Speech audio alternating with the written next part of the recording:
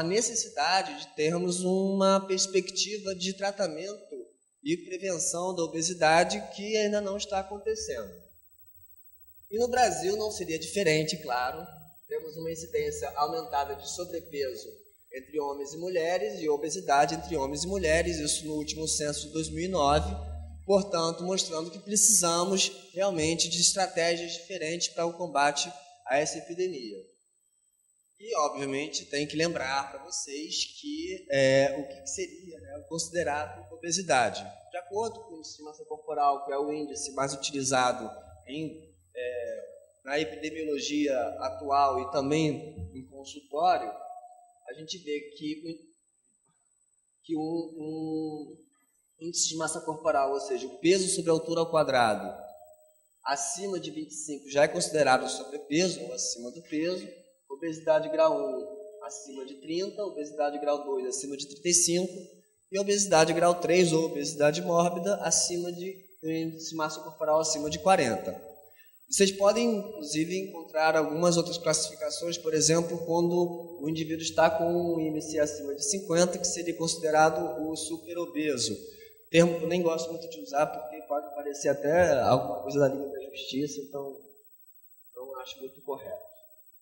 E nós sabemos que a obesidade está relacionada com o desequilíbrio do balanço energético. Quando temos um balanço energético negativo, nós temos perda de peso, ou seja, o seu consumo energético ele é maior do que ele é menor do que o seu gasto.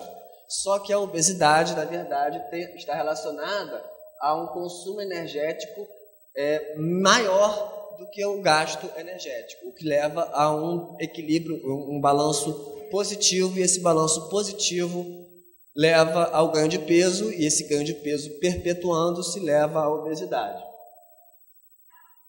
E quando a gente pensa em balanço energético, a gente tem que lembrar que os lipídios são a principal forma de armazenamento de energia. Nós temos o glicogênio, tanto no músculo quanto no fígado, que a gente sabe que não deixa de ser um armazenamento de energia, mas ele, além de ser limitado, ele é um armazenamento relativamente rápido de ser exaurido, enquanto que o lipídio ele é o nosso maior reservatório de energia corporal. E lembrar que quando o balanço energético ele está positivo, o que leva à obesidade, nós temos a lipogênese. E para reverter esse fato, a gente teria que fazer um balanço energético negativo, fazendo lipólise. E com estudos da obesidade, isso já na década de 80, já se sabia bastante que no trato gastrointestinal nós teríamos substâncias produzidas por ele que estariam envolvidos nesse balanço energético. Então, teríamos substâncias produzidas pelo trato gastrointestinal que seriam orexígenas, ou seja, estimulariam o apetite, e substâncias produzidas pelo mesmo trato gastrointestinal que seriam anorexígenas, ou seja, reduziriam o apetite. E também estariam envolvidas no gasto energético. Então, aqui a colicistoquinina é uma substância produzida pelo trato gastrointestinal, o que tem uma relação muito grande com o apetite. Normalmente, quando você consome gordura, produz essa substância diminuiria o apetite. A gente sabe que isso é algo fisiológico, porém, nem sempre funciona dessa forma tão exata. E quando a gente pensa nessas substâncias, a gente pensa não só na colicistoquinina, ela foi a primeira a ser descoberta, porém, temos outras substâncias como o GLP-1, entre outros já bastante conhecidos, que têm essa relação com o apetite. Então, colocamos que o hormônio do trato gastrointestinal ele tem relação com a ingestão de alimentos, porque ele pode reduzir esse consumo através da redução do apetite. E, inclusive, com o conhecimento, já se usa algumas medicações análogas a esses hormônios que reduzem o apetite. Porém, essas medicações ainda são relativamente caras e algumas são, na verdade, necessárias uma injeção para que ela seja para fazer a administração, ao invés de ser uma medicação oral. Existem medicações orais, inclusive, que também relacionam com esse tipo de substância. Só que a gente tem que lembrar que só o apetite não é o que leva a esse gasto energético, esse balanço energético positivo, mas também o gasto energético. E quando a gente pensa no obeso, a gente pode até falar, o obeso parece que ele gasta menos energia do que o magro. Na verdade, não é bem assim que funciona. O metabolismo do indivíduo de peso normal, o metabolismo basal, ele corresponde em torno de 50% a 70% desse metabolismo. Temos também a termogênese induzida pela alimentação, que responde por 10% desse gasto energético, e a atividade física, que é bastante variável, pode responder por 20% a 40%. Claro que quanto mais atividade física, maior esse percentual de gasto energético. Na obesidade, por incrível que pareça, o metabolismo basal está até mais aumentado do que nos indivíduos que não têm obesidade, em função da massa magra que sustenta esse tecido adiposo a mais. Porém, na obesidade, normalmente nós temos uma redução na termogênese pela alimentação. Isso já atrapalha bastante, porque o indivíduo acaba tendo menor termogênese pela alimentação e acaba se alimentando mais para atingir aquele mesmo limiar do indivíduo de peso normal. E por conta até da falta de mobilidade, nós temos uma redução da atividade física do indivíduo com obesidade, o que já mostra como isso pode relevar, a esse balanço energético positivo e a perpetuação do ganho de peso. Em 94, parece que, na época, quando descobriram isso, pareceu uma revolução. Descobriram que existia uma substância produzida pelo tecido adiposo, e essa substância, ela seria uma substância que teria efeito anti-obesidade. E que o animal ou o ser humano que não produzisse essa substância, ele seria mais pesado do que aqueles que produzem essa substância. Nessa época, achou que essa substância, então, seria a chave para a cura da obesidade. Essa substância é a leptina, que tem esse nome leptos, que significa fino, e que tem alguns aspectos interessantes. Na verdade, sabia-se da existência de uma substância que ainda não se sabia qual era, em 1940, de ratos geneticamente obesos, e que, na verdade, esses ratos geneticamente obesos eles estavam sendo preparados mais para a cultura de coelhos na época, porque também roedores, para preparar coelhos que fornecessem mais carne com menos ração. Em 1950, descobriram que também existiam animais que, apesar de produzir essa substância que também não se conhecia ainda, eles não tinham receptores para essas substâncias e, portanto, não respondiam às mesmas. Só que em 94, finalmente, descobriram que substância era essa, leptina, que seria um hormônio citocina semelhante, ou proteína B, que teria relacionamento com o balanço energético, pois ela aumentaria o gasto energético, portanto, seria importante para a prevenção da obesidade. Então, nessa época, como eu falei, foi dita uma revolução, porque até então o tecido adiposo era considerado um tecido amorfo, somente de estoque de energia. E se descobriu, então, que o tecido adiposo, na verdade, era um tecido endócrino, porque ele produzia substâncias que agiam em sítios distantes, parácrino, porque produziam substâncias que agiam em tecidos vizinhos, e autócrino, porque produziam substâncias que agiam no próprio tecido. Então, além da leptina, outras substâncias foram descobertas, além de receptores no tecido adiposo. E quando a gente fala de leptina, que foi, na verdade, o boom nessa época, a gente pensa que seria um hormônio produzido pelo tecido adiposo, que se ligaria a proteínas ligadoras de leptina, e que agiriam a partir do sistema nervoso central, ultrapassando a barreira hematoencefálica, inibindo o neuropeptídeo Y, que é um neuropeptídeo orexígeno, ou seja, um neuropeptídeo que estimula o apetite, aumentando a atividade do sistema nervoso simpático e, portanto, aumentando o gasto energético, e aí seria interessante, e aumentando a produção do hormônio liberador de hormônio luteinizante, já que a mulher, para levar adiante uma gestação e lactação, ela precisaria de um mínimo de tecido adiposo. Então, a leptina, ela adequaria o consumo alimentar e aumentaria a termogênese. Então, partia do pressuposto que a infusão de leptina curaria da obesidade. O problema é que esse caso aqui dessa criança obesa por deficiência de produção de leptina é um caso raro. Na verdade, descobriu-se que o obeso, normalmente, ele é hiperleptinêmico, ou seja, ele produz leptina. O problema é a resposta à leptina que não é adequada. Portanto, quando se pensou que poderia ser a cura, na verdade não era a cura. Era um caminho, talvez, para um bom tratamento. Porém, ainda não chegamos à cura aí. Alguns aspectos importantes da leptina: ela regula o consumo de alimentos do apetite, os níveis se correlacionam com massa de tecido adiposo, reduz o peso independente da redução da ingestão de alimento por interferir na termogênese.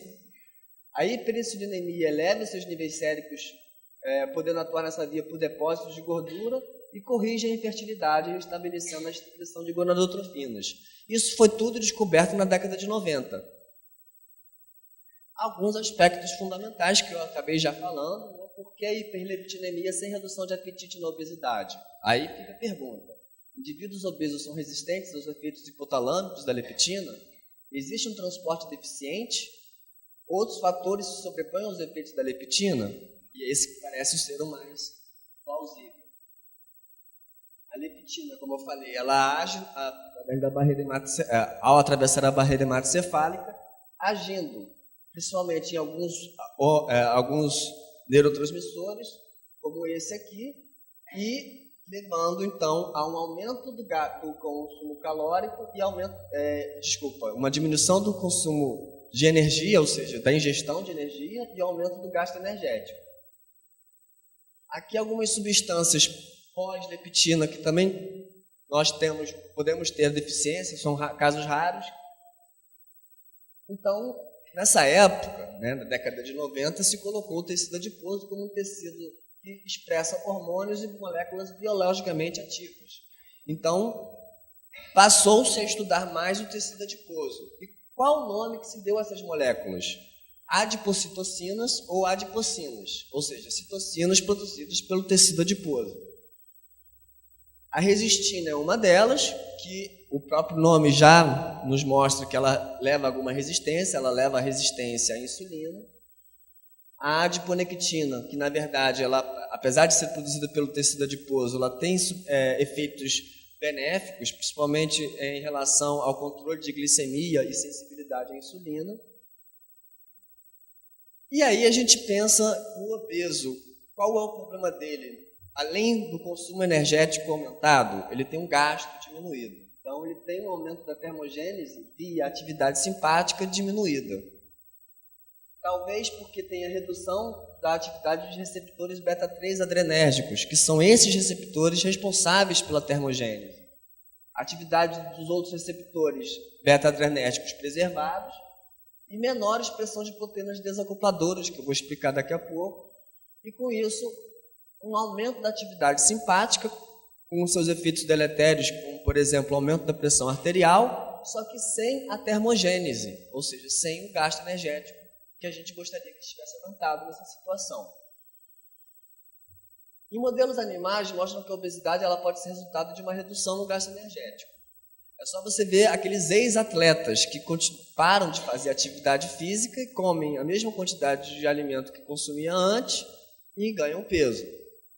Cada indivíduo tem um ponto de referência para a massa adiposa. Então, na verdade, até quando eu pergunto o peso ideal da pessoa, eu levo isso em consideração.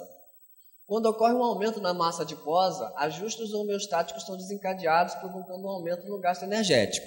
Então, normalmente, se você ganha peso, digamos, faz uma viagem, você volta ao seu hábito normal, você pressupõe-se que você perderia peso.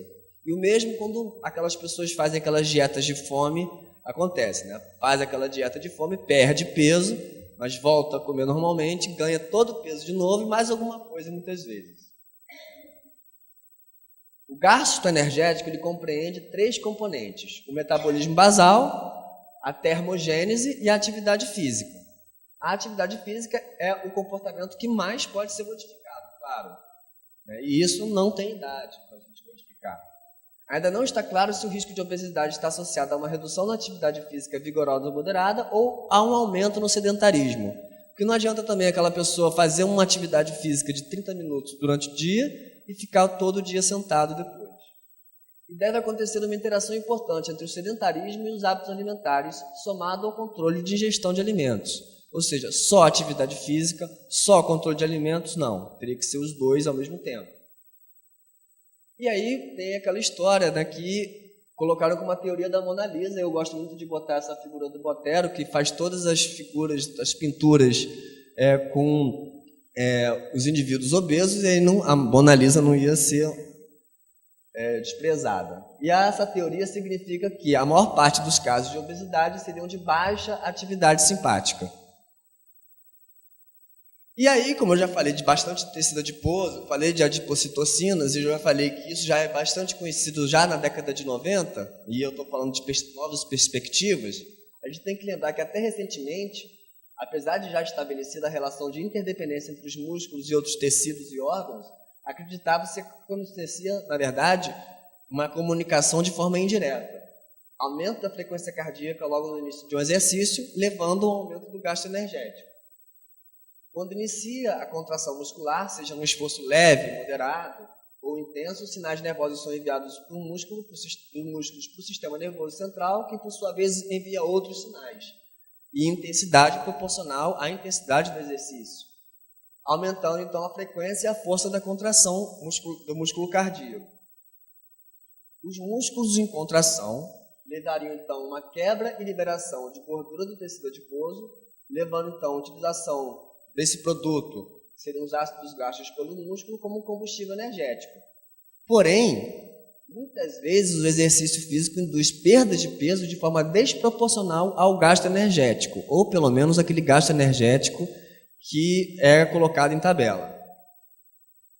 E aí, como eu já falei das adipocitocinas ou adipocinas, que são as citocinas produzidas pelo tecido adiposo, recentemente, em 2012, foi descoberta uma miocina, uma nova miocina, ou seja, uma citocina produzida pelo músculo, que deram o nome de irisina, em referência à deusa grega Íris, conhecida como mensageira.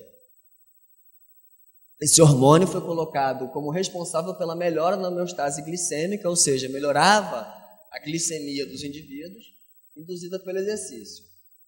É um polipeptídeo de 112 aminoácidos secretado pelo músculo na corrente sanguínea em resposta ao exercício.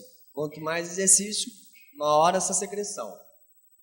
Então, como é que isso funcionaria? O indivíduo faz exercício, manda o músculo, ele acaba fazendo uma mensagem, digamos, levando uma mensagem, aumentando a expressão do gene que produz essa substância, e aí você produziria a irisina. E a irisina, o que ela faria? Ela transformaria o tecido adiposo comum que nós temos, que é o tecido adiposo branco, que é aquele responsável pela reserva energética, em tecido adiposo branco ainda, mas com características do tecido adiposo marrom.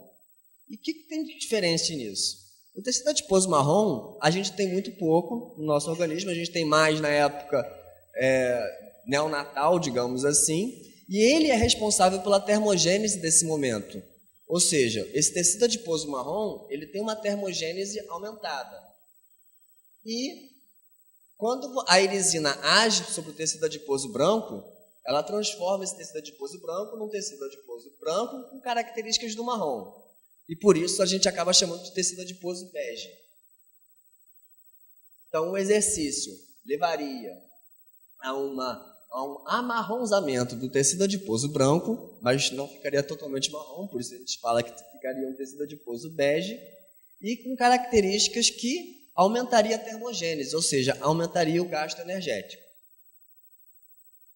Esse hormônio tem uma homologia de 100% entre vários animais, portanto, foi um hormônio que não teve uma evolução muito grande durante a nossa história. Ele é altamente conservado, ele é responsável pelo amarronzamento do tecido adiposo subcutâneo e tem efeitos anti-obesidade e antidiabéticos ao transformar o tecido adiposo branco em tecido adiposo bege. A irisina, esse hormônio, ele é um fragmento clivável secretado desse gene aqui, o FNDC5. esse FNDC5, na verdade, ele é um gene que ele é produzido, ele é expresso principalmente pelo músculo. Ele é expresso também por outros tecidos, mas principalmente pelo músculo. E, a nível molecular, é o exercício que estimula a expressão desse gene e, portanto, a secreção do hormônio. A irisina apresenta receptores de superfície celulares e aumenta a expressão das proteínas desocupadoras do tipo 1, a UCP1, que leva, então, a essa termogênese. Então, o tecido adiposo branco, que é um armazenador de energia, ele é convertido em tecido adiposo marrom, que é um dissipador de energia na forma de calor.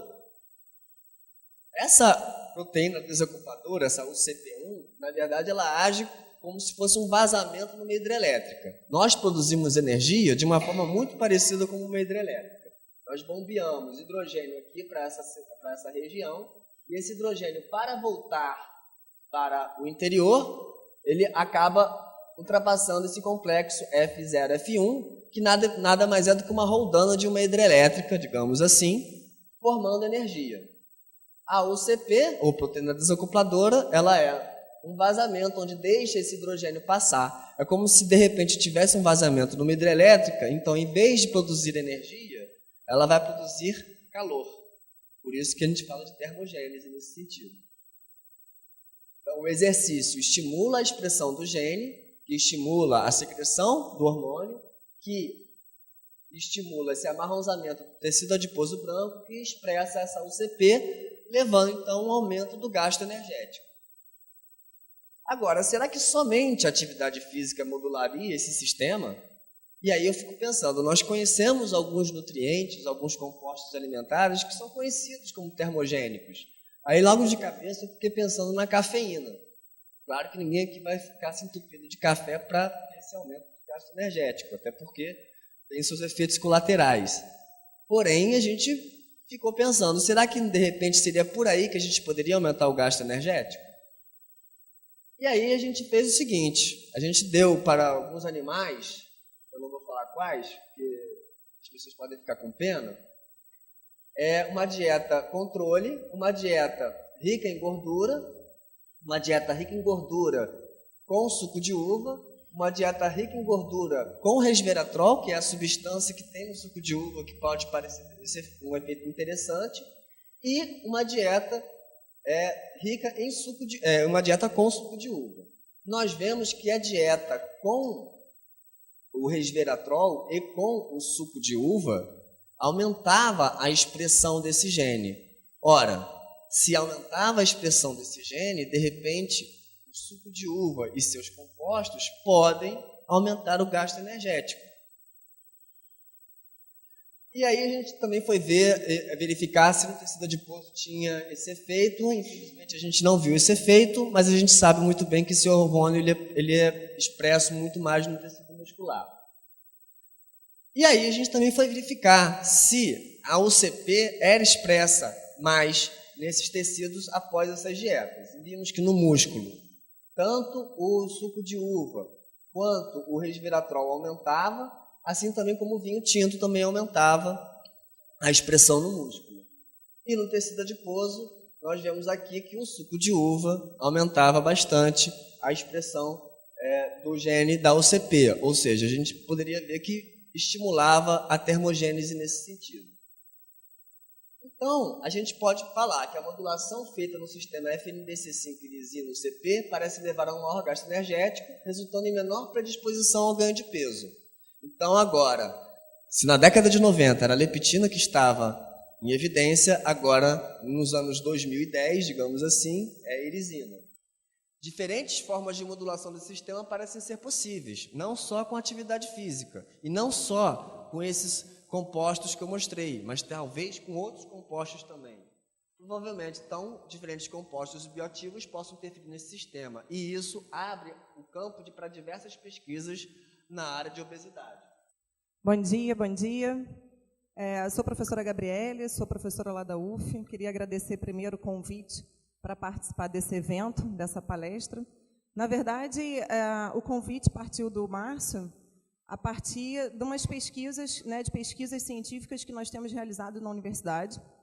E essas pesquisas têm gerado resultados interessantes, né? Resultados que têm sido apresentados em congresso, resultados que a gente está publicando.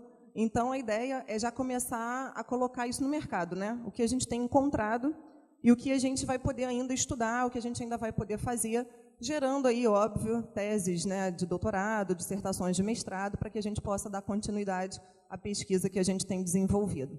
Nós somos um grupo novo lá, na verdade, né? Eu e Sérgio temos 2 anos de UF, mas a gente já está começando a desenvolver essa linha de pesquisa, e aí, se vocês tiverem depois alguma curiosidade, algo relacionado, a gente pode tirar mais dúvidas de vocês, tá? Eu vou dar sequência à palestra dele, porque, na verdade, é uma sequência de eventos, né? Quando ele fala da irisina, que foi o que deu início, todo esse processo da gente questionar, da gente pensar o que a gente poderia fazer, a gente pensou nessas vias que poderiam estar estimulando também a produção dessa irisina e fazendo essa estimulação no tecido adiposo. Então, o raciocínio é, será que a irisina produzida no músculo pode atuar no tecido adiposo por outras vias, que não só o exercício físico? Porque o que a gente viu, que foi descoberto em 2012, é que esse novo hormônio ele é produzido quando as pessoas fazem atividade física. Na verdade, exercício físico, né? Não é uma atividade física esporádica, não, é exercício mesmo. E aí os artigos vêm falando muito a respeito disso, e já estão sendo feitos artigos com várias situações. Pacientes que passaram por cirurgia bariátrica, desnutridos, e a gente decidiu fazer, então, com alimentos, porque até então não tem nada na literatura a respeito disso. E pegamos um grupo de animais que já recebiam dietas hiperlipídicas, e essas dietas hiperlipídicas mimetizam as dietas hiperlipídicas que estão sendo praticadas hoje. Então, a gente usou gordura saturada, que é a gordura que a gente já sabe que é pró-inflamatória. É uma gordura que a gente já tem essa ideia, que ela leva realmente a esse processo de inflamação. E o que a gente tem visto na obesidade é que esse processo de inflamação, ele é crônico, mas é uma inflamação leve, é uma inflamação baixa, digamos assim.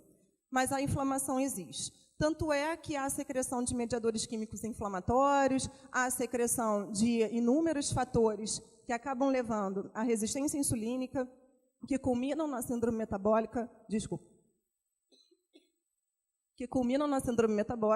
e isso acaba levando a questionamentos, né? Então, a nossa ideia foi justamente tentar perceber se algum alimento seria capaz de atuar nessa via. E, a partir dos compostos bioativos que a gente tem aí no mercado, que já são amplamente estudados, a gente decidiu trabalhar, então, com polifenóis.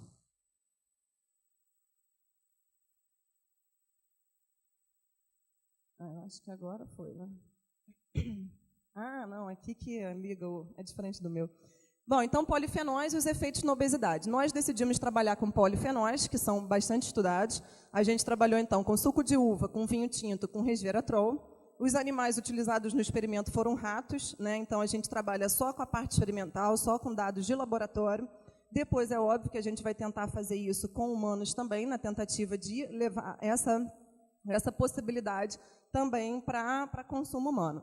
Então, falando um pouquinho a respeito desses polifenóis, a gente já tem aqui as definições, né, que eles são fitoquímicos bem relevantes, que causam, né, que levam a vários benefícios para a saúde. Então, isso já é sabido, a gente já tem essa noção, na literatura já tem isso extensamente. Eu vou falar um pouquinho a respeito dos principais e vou focar naquilo que é de interesse nosso, né? Eles agem, então, protegendo de condições patológicas desencadeadas pelo estresse oxidativo.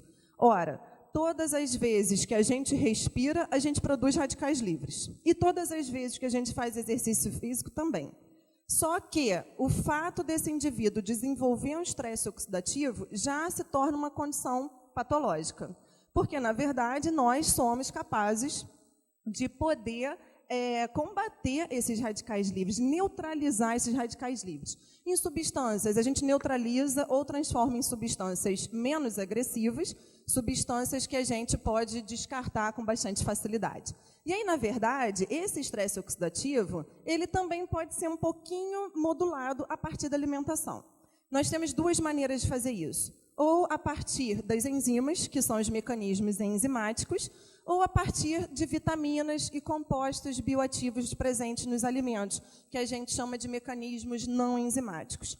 Estou falando basicamente dos antioxidantes que a gente consome, tá? Então, para a produção das enzimas e para que a gente tenha um pool de antioxidantes adequado, é necessário que a gente consuma alimentos que sejam fontes desses antioxidantes. Então, a gente percebe que os polifenóis, eles podem agir justamente aí, combatendo esse estresse oxidativo. Só para lembrar, quando há o estresse oxidativo, significa que está produzindo muito radical livre em relação ao que a célula é capaz de metabolizar, de neutralizar. E isso causa dano celular, causa lesão na célula, na membrana celular, até no DNA da célula, que é o mais grave, e pode culminar na morte dessa célula. E todas as vezes que isso acontece, essa célula padece, óbvio, o tecido, o órgão também padece, que é o que a gente quer evitar, ou pelo menos retardar, tá?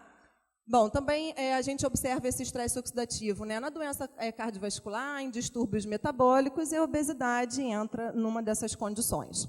Além disso, eles podem suprimir o crescimento do tecido adiposo através de sua atividade antiangiogênica. A angiogênese nada mais é do que a formação de novos vasos a partir de vasos pré-existentes. Então, se há uma supressão, né, se há um impedimento da formação desses novos vasos, significa que vai reduzir substancialmente a nutrição desse tecido adiposo. E aí ele também não é capaz de crescer, né, não aumentar de tamanho, em virtude da falta de nutrientes oriundos do sangue, de oxigênio e tudo mais. E também age na modulação do metabolismo do adipócito. Então, a gente está pensando agora a nível de adipócito. A gente está pensando no que esses polifenóis podem agir lá na célula, lá no adipócito, e com isso diminuir toda essa programação metabólica, ou os efeitos da obesidade e, claro, de outras doenças crônicas não transmissíveis também. Outros benefícios ainda estão relacionados à infecção, câncer, imunidade e também processos neurodegenerativos. Os polifenóis, né, eles são separados, né, são classificados de acordo com a estrutura e são agrupados, então, em diferentes classes. Essas diferentes classes, eu coloquei aqui algumas para vocês, só para vocês terem ideia de como isso é seccionado, né?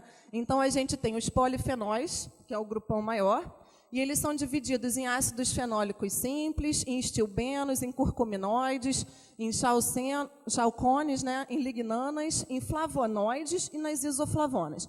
Claro que alguns desses são muito mais estudados do que outros, né? Dentro dos estilbenos, a gente tem o resveratrol, que é justamente o foco da nossa pesquisa, que foi o que a gente também preferiu escolher. Tem muita literatura que já fala do uso do resveratrol, e é fácil de ser isolado, é fácil da gente comprar em farmácia de manipulação, então é algo mais simples da gente utilizar.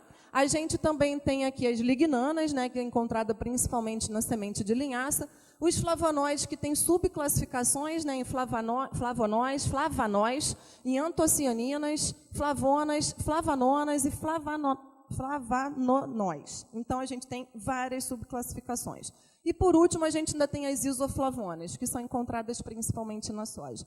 Aí, aqui nesse slide, ainda tem as fontes principais, né? E o resveratrol a gente vê ali, ó, principalmente na uva e no vinho tinto. Claro, gente, que isso vai depender do tipo de vinho, do processamento, da uva, do tempo, da safra. Não significa que vai ser igual para todo tipo de uva, tá? Nem para todo tipo de vinho. Mas a gente sabe que ele está ali, ele existe, mesmo que seja em pequenas quantidades, a gente consegue encontrar. Então, o efeito a gente consegue perceber, tá? Bom, passando então para esses ácidos fenólicos simples, eles são encontrados de uma maneira geral no café, no feijão, na batata, maçã, mirtilo, romã, azeitona, óleo e vinhos. E mirtilo seria a blueberry, né? Essa outra frutinha que a gente tem visto aí as pessoas consumindo bastante. Possuem propriedades farmacológicas, também com ação hipolipemiante, anti-inflamatória e anticâncer. Se é hipolipemiante, ajuda a gente no controle da dislipidemia. Faz com que a gente consiga ter um controle melhor de LDL colesterol, HDL colesterol e por aí vai. Então, já tem um efeito positivo em virtude disso. Em relação à parte anti-inflamatória, voltando ao que eu falei em relação à obesidade e outras doenças crônicas, há um estado inflamatório, mesmo que ele não seja franco, né, que ele não seja com todas as características próprias de uma inflamação. Mas se a gente começar a investigar e dosar mediadores químicos inflamatórios e proteínas inflamatórias, a gente vai encontrar. elas estão elevadas nesses indivíduos. Então, se a gente faz um consumo desses ácidos fenólicos simples, eles vão ter uma atividade anti-inflamatória. Não é uma atividade anti-inflamatória como um fármaco, que você está com uma inflamação, você toma um fármaco anti-inflamatório. Não é isso. É mais uma tentativa de manutenção do nosso organismo num bom funcionamento, na nossa linha de funcionamento adequado, sem estar aquele estado inflamatório que acaba sendo crítico e acaba culminando em diversas doenças. O ácido ferúlico é encontrado no óleo de farelo de arroz, no trigo, na aveia, no café, feijão, maçã, alcachofra, amendoim, laranja e abacaxi, que é o principal ácido fenólico simples, tá? Ele possui também propriedade polipemiante, sendo eficaz na redução do risco na indução da obesidade em dietas ricas em gordura. Então, olha que interessante. As pessoas fariam as dietas ricas em gordura, que é o que normalmente a gente encontra, né, por conta dos produtos industrializados, métodos de conservação dos alimentos, e consumindo esse tipo de ácido ferúlico, elas poderiam reduzir o risco de evoluir para uma suposta, né, uma possível obesidade, só em virtude dessa, ele dá uma freada, ele dá uma desacelerada nesse processo. Porque isso parece meio óbvio, né? Se a pessoa não fizer atividade física, consumir muito mais do que ela gasta, ela acaba ganhando peso. E aí, de que maneira que a gente poderia contornar isso e equilibrar um pouco mais a alimentação? É claro que é necessário que a gente retire esses alimentos pró-inflamatórios. Então, gordura saturada, a gente tem que reduzir bastante. Alimentos que não sejam integrais, a gente tem que reduzir bastante, né? Então, tem que dar oportunidade para o arroz integral, para o pão integral e por aí vai. Mas a gente também pode dar uma contornada nisso, utilizando, então, desses polifenóis. Além disso, ele reduz os níveis de colesterol, protege contra a lesão hepática e é um inibidor potente da promoção de tumores. Vocês vão observar que vários deles podem auxiliar nessa ação anticâncer. E aí a ideia é justamente essa, né? Na medida que eles impedem o estresse oxidativo ou diminuem o estresse oxidativo, a lesão celular também diminui. Consequentemente, há uma redução no aparecimento de lesões de DNA, que é justamente o que suscita, né, que permite o aparecimento do câncer.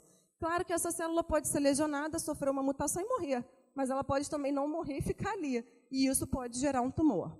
Em relação a essa proteção contra a lesão hepática, é porque diminui a infiltração gordurosa no fígado, então diminui também a esteatose hepática. A gente também tem visto atualmente vários obesos apresentando esteatose hepática, que seria o acúmulo de gordura no fígado, que a gente chama de fígado gordo.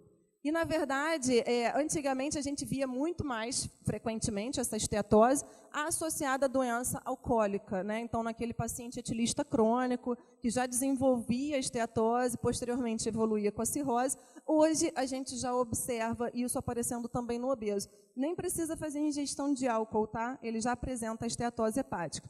Na verdade, porque o fígado fica extremamente engarrafado, né? Atarefado, ele não consegue dar conta de jogar tanto lipídio fora e acaba causando essa esteatose, esse acúmulo de lipídio dentro do parênquima celular. As indicações de uso, né? Eles são fotoprotetores, são utilizados com muita frequência no tratamento anti-envelhecimento, tratamento também coadjuvante ao do câncer de pele, prevenção de envelhecimento cutâneo, né? O cuidado também da pele já envelhecida e como hidratante. Então, essas seriam as principais funções aí deles. E aí, voltando mais um pouquinho para aquela nossa tabelinha, eu vou falar um pouquinho agora do resveratrol, que é justamente o foco aí da nossa pesquisa, né? O resveratrol é um dos eustibenos, né? Eles são considerados fitoestrógenos, então eles agem de maneira muito semelhante a estrógenos, e eles são interessantes até porque, na terapia de reposição hormonal, conforme ela era feita antigamente, a mulher ela poderia desenvolver um câncer de mama, um câncer de colo do útero, em virtude do uso do hormônio. E aí, hoje, a gente já vê que tem vários fitoquímicos, né, esses compostos bioativos presentes em alimentos de origem vegetal, que eles têm uma atividade muito semelhante ao estrogênio, por isso eles são chamados de fitoestrógenos. E aí, o mais interessante nisso tudo é que eles têm uma ação anti-câncer em relação ao colo do útero e à mama, e uma ação adequada em relação, por exemplo, ao osso, quando permite a fixação adequada de cálcio no osso, que é o que a gente também percebe que acontece na menopausa, em virtude da ausência do estrogênio. Então, ele seria também utilizado, né, teria essa função também, por conta de ser um fitoestrógeno. Ele tem semelhanças estruturais com o estrogênio e interage também com os receptores. Mas dessa maneira que eu falei, né, positivo para o que era negativo anteriormente, né, para o hormônio estrogênio propriamente dito, e ele age também de outra forma, por exemplo, quando a gente fala de osso ou de outros tecidos. Já o resveratrol é encontrado principalmente em uvas vermelhas, maçãs, amendoim, mirtilos, cranberries, embora em quantidades muito reduzidas. E aí a gente esbarra numa questão, né? Poxa, então se ele tem todos esses benefícios, quanto consumir? Como consumir? Pois é, a gente ainda não tem isso tão bonitinho estabelecido na literatura. Adoraria se tivesse, mas não temos. E aí a ideia é a gente consumir normalmente, como se fossem frutas, sucos, né, nos alimentos de uma maneira geral, mas que a gente também não fizesse isso como uma forma de suplementação, porque a gente não tem uma recomendação fixa ainda para isso. A gente precisa de mais estudos, de novas pesquisas, e depois estudos também com humanos, para verificar a toxicidade, bioacumulação e tudo mais. Então, tudo que eu falar provavelmente não vai ter uma recomendação muito específica. Alguns artigos até, né, colocam alguma recomendação, mas para a obesidade especificamente não existe essa recomendação ainda. Então, para emagrecer, para paciente obeso, eu posso fazer isso? Na alimentação num conjunto todo pode, né? Na hora de ficar tentando prescrever especificamente o uso do resveratrol já é um pouquinho mais delicado. As propriedades também possui ação antioxidante, como a maioria deles, então, conforme eu falei, vão impedir aquele estresse oxidativo, retardando aí o envelhecimento celular e o dano celular. Auxilia na redução da LDL. Se auxilia na redução da LDL, já diminui a capacidade aterogênica dessa LDL. Porque se ela estiver circulante lá em abundância, ela se oxida com facilidade. E aí o fato dela se oxidar também está relacionado a uma grande quantidade de radicais livres no meio, e aí ela vai se precipitar, e isso forma a placa de ateroma. Então, se há uma redução da LDL e prevenção da oxidação lipídica, ou seja, não há oxidação dessa LDL, já diminui também as chances de desenvolvimento dessa aterogênese. Protege, então, contra o desenvolvimento da aterosclerose e do infarto agudo do miocárdio, já que inibe a formação dessa placa. Exerce ação antiagregante plaquetária, o que também é interessante, porque todas as vezes que a gente estiver falando de agregação plaquetária, a gente está falando de formação de coágulo. E se forma coágulo, ele obstrui a passagem de sangue e há dano ao tecido. Ou seja, há uma isquemia naquele local, aquelas células morrem, o tecido morre. Então, é importante também diminuir essa agregação plaquetária, fazendo com que esse sangue flua livremente. Possui atividades estrogênicas também. Inibe a ciclooxigenase e muitos mediadores pró-inflamatórios, ou seja, as vias que produzem mediadores químicos inflamatórios, principalmente as vias da série PAR, da ciclooxigenase, da lipoxigenase, são inibidas pela presença do resveratrol. E isso também é um ponto importante, já que a gente está falando de um estado inflamatório, né? Exerce neuroproteção contra a toxicidade amiloide e aumenta a atividade cerebral. Produz mudanças favoráveis na expressão de genes e na atividade de enzimas envolvidas na síndrome metabólica. Sabendo disso, a gente passou a estudar o resveratrol para verificar a capacidade dele, então, em expressar o gene que a gente queria estudar. Claro que a gente quer estudar o que é novo, né? O que já tem na literatura não faz muita diferença. Então, pesquisa, a gente tem que ter essas ideias, né? Tem que ter esses lances. E aí foi quando a gente, discutindo, né, a respeito do que deveria ser feito, a gente pensou nesse gene específico, que é o FNDC5. E aí vocês devem ter reparado na palestra que o Sérgio deu, o FNDC5 ele aumenta a expressão da proteína desacopladora no tecido adiposo. Então, a gente teria que estudar dois tecidos. O músculo, para verificar a expressão gênica no músculo, que é onde a FNDC5 tem maior abundância, né, mais abundante, e também a proteína desacopladora no tecido adiposo. Nós escolhemos a UCP2 porque ela também tem em outros tecidos. Então, a gente, na verdade, não estudou só dois tecidos, a gente tem uma coleta de mais tecidos, mas esses foram os primeiros resultados que a gente obteve, foram bem relevantes, e aí a gente decidiu começar a partir daí nosso estudo, né? Os estilbenos, né, o resveratrol que eu estou falando, é relevante, então, para a obesidade, pois diminui a adipogênese, ou seja, diminui a formação de adipócitos novos. E isso já é bem relevante, a partir do momento que a gente não quer mais células que possam encharcar de triglicerídeo e aumentar a reserva corporal. Ou seja, ganhar peso, engordar. A gente não quer isso. Então, esse trabalho, essa atividade também é interessante. E a viabilidade no amadurecimento de pré-adipócitos. Então, aquele organismo que é estimulado a produzir novos adipócitos, ele já nos pré-adipócitos, ele desacelera, ele já faz essa interrupção. E isso também é importante porque ele não vai ter adipócitos maduros aptos a secretar tanto os mediadores químicos inflamatórios e também a acumular tanta gordura, né? Em adipócitos maduros, o resveratrol aumenta a lipólise, o que é interessante também porque começa o processo de quebra dessa gordura que está acumulada. E induz a apoptose, que seria a morte celular programada nessa célula. Então, ela acaba morrendo, ele induz essa célula morrer, não era para ela ficar ali, ela morre. E reduz a lipogênese e proliferação, contribuindo assim para a redução do acúmulo desse lipídio. Ou seja, ele tem efeitos benéficos realmente quando a gente fala de excesso de lipídio, de obesidade e de excesso de tecido adiposo. Além disso, ele reduz a expressão de mediadores da resposta inflamatória. Mediadores esses que são secretados pelo tecido adiposo e que estão associados, por exemplo, à resistência insulínica, que é o que a gente observa, o obeso apresentando resistência insulínica e culminando para o aparecimento de um diabetes tipo 2. Então, ele vai diminuir a expressão, a liberação de fator de necrose tumoral alfa, interleucina 6 e a via da COX-2. Em adipócitos já maduros, inibe a atividade desse fator de necrose tumoral alfa, que é sinalizada pelo NF-kappa-beta, que seria um outro, então, mediador químico, e ele vai desacelerando, ele vai suprimindo essas vias. E também anula a expressão dos RNA mensageiros, dos mediadores, do inibidor de ativação do plasminogênio, da interleucina 6 e de adiponectinas. Então, de uma maneira geral, ele diminui a inflamação, né? Se ele diminui a secreção desses mediadores químicos inflamatórios, que são liberados principalmente pelo adipócito, ele está diminuindo a inflamação, tá? A conclusão desse estudo, desses estudos, na verdade, aqui é um apanhado de estudos, seria essa. Em adipócitos maduros de seres humanos, o resveratrol aumentou a sensibilidade à insulina, melhorando a utilização da glicose, ao mesmo tempo que inibiu a lipogênese. E isso é muito interessante, por quê? Porque a insulina é um hormônio anabólico.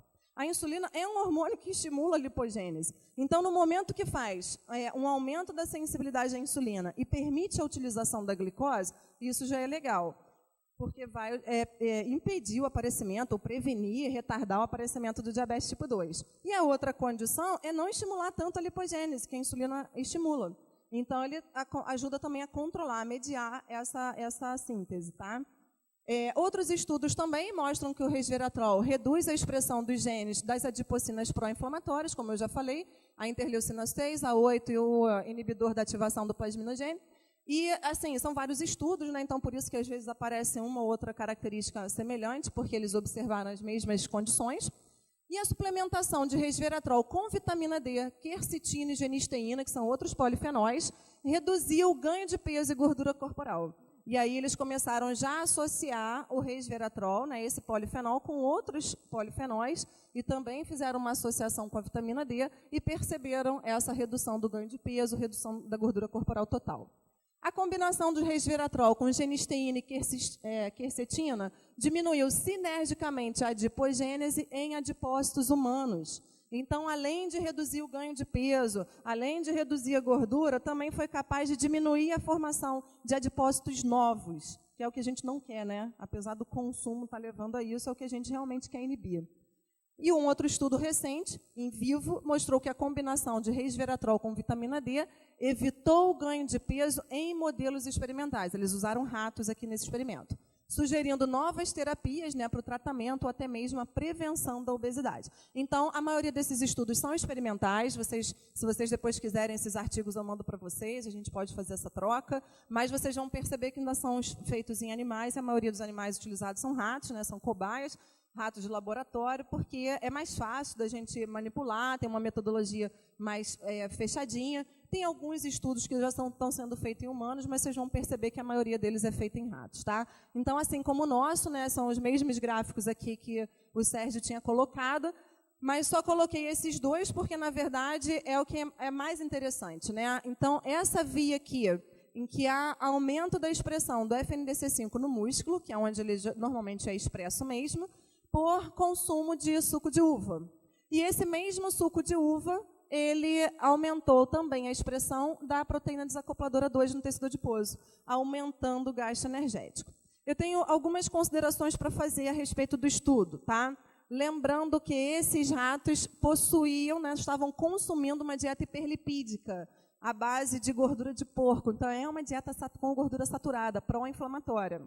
A gente já fez a dosagem, né, da secreção da irisina, de outros mediadores inflamatórios, e agora a gente vai fazer o seguinte, a gente vai botar esses ratinhos para correr, para ver se vai dar diferença, né? Então, a gente está esperando só chegar a esteira para colocar os animais agora para fazer exercício físico e verificar a resposta com a mesma metodologia, utilizando a dieta hiperlipídica e as mesmas bebidas ricas em polifenóis. Mas o que é interessante, o que a gente gosta de destacar, é que o resveratrol, que é o composto isolado, ele não teve esse efeito tão benéfico assim quando a gente observa a expressão da UCP2. E aí, se ele não tem esse efeito, significa que não é só o resveratrol, ele não está agindo sozinho, porque no suco de uva a gente não tem só o resveratrol, a gente tem um conjunto de polifenóis e outros fitoquímicos, outros compostos bioativos. Então, o primeiro ponto para a gente, né, sinalizar.